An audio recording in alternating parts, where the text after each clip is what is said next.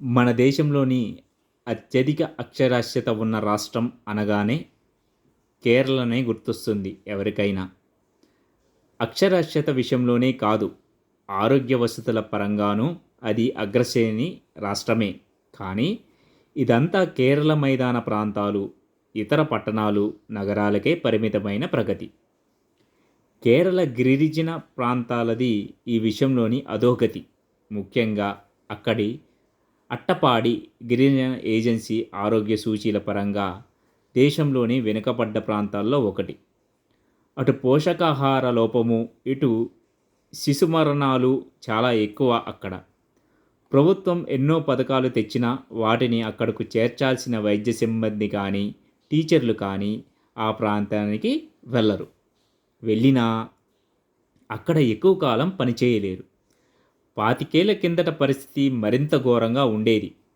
అప్పుడే అక్కడ తన స్టెథోస్కోపుతో ఒంటరిగా అడుగుపెట్టాడు డాక్టర్ వి నారాయణన్. కేరళలోని కొల్లం పట్టణం ఆయనది.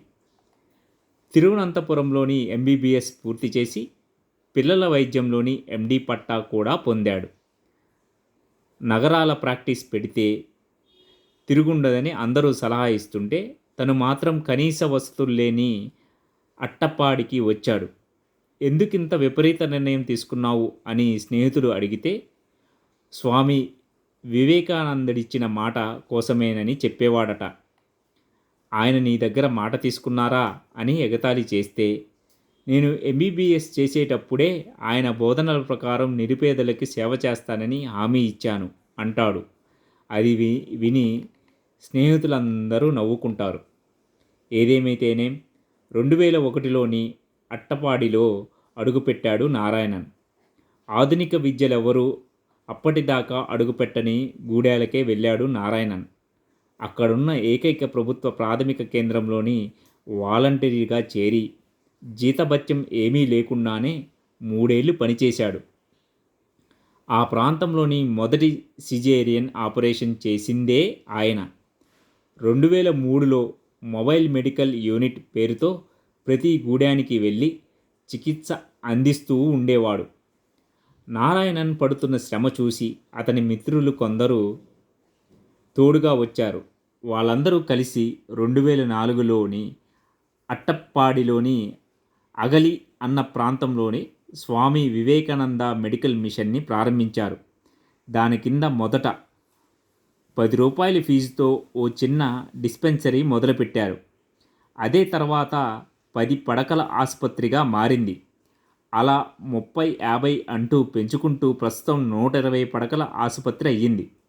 ఆ సంస్థ పాటిస్తున్న నాణ్యతా ప్రమాణాలని చూసి Bharat petroleum, Cochin ship yard, Wipro తదితర కార్పొరేట్ సంస్థలన్నీ విరాళాలు ఇవ్వడం మొదలుపెట్టాయి. దాంతో ఇక్కడ అన్ని స్పెషాలిటీ సేవలు ప్రారంభమయ్యాయి. ఆపరేషన్లు ల్యాప్రోస్కోపీ విధానంలోని చేస్తున్నారు. ఈ గిరిజనుల్లోని అనువంశికంగా వస్తున్న సికిల్ సెల్ అనీమియా సమస్యకి వినూత్న చికిత్స పద్ధతులను పాటిస్తున్నారు. అట్టప్పాడి ప్రాంతంలో మొత్తం 60,000 మంది గిరిజనులు ఉన్నారని అంచనా. వాళ్ళల్లో ఏటా 40,000 మంది ఈ ఆసుపత్రుల్లోనే చికిత్స తీసుకుంటున్నారంటే దీనిపైన వాళ్ళకున్న నమ్మకాన్ని అర్థం చేసుకోవచ్చు. వీళ్ళు ఆరోగ్యాన్ని ఎప్పటికప్పుడు అంచనా వేసేందుకు 100 మంది వాలంటీర్లు నిత్యం అక్కడికి గూడెలలోని తిరుగుతుంటారు. గిరిజనుల్లోని అనారోగ్యానికి ఎంతో కొంత అడ్డుకట్ట వేసిన స్వామి వివేకానంద మెడికల్ మిషన్ వాళ్ళ నిరక్షరాస్యత పైన పోరాటం మొదలుపెట్టింది. 2010లో మల్లేశ్వర హైస్కూల్లోని ప్రారంభించి ఉచితంగా చదువు చెప్పసాగింది. డిజిటల్ బోర్డులు, స్టెమ్ కేంద్రాలు, ఆధునిక ల్యాబులతో ఏ కాన్వెంట్కి తీసిపోని రీతిలో దాన్ని నడుపుతోంది ఆ సంస్థ. గిరిజన యువతలకు వాళ్ళ గ్రామాల్లోనే కంప్యూటర్ కోర్సులు, బ్యూటీషియన్ శిక్షణలు అందిస్తుంది. మద్యం, గంజాయి అలవాట్లను మాన్పించడానికి ఓ డి అడిక్షన్ సెంటర్ని, మానసిక వైద్య కేంద్రాన్ని నడుపుతోంది. వాళ్ళని వ్యసనాల నుంచి తప్పించుకోవాలని కోయంబత్తూరులోని ఓ ఆయుర్వేద కంపెనీ తరపున పెద్ద ఎత్తున మూలిక సాగు చేస్తూ నెలకు 10,000 రూపాయలు ఆదాయం వచ్చేలా చూస్తుంది. సమాజంలోని అట్టడుగు వర్గాలకు చేరుకోవటం, దైవానికి దగ్గరవడమే నన్న వివేకానందుడి మాటల్ని తూచా తప్పకుండా పాటిస్తూ అందరికీ ఆదర్శంగా నిలుస్తోంది.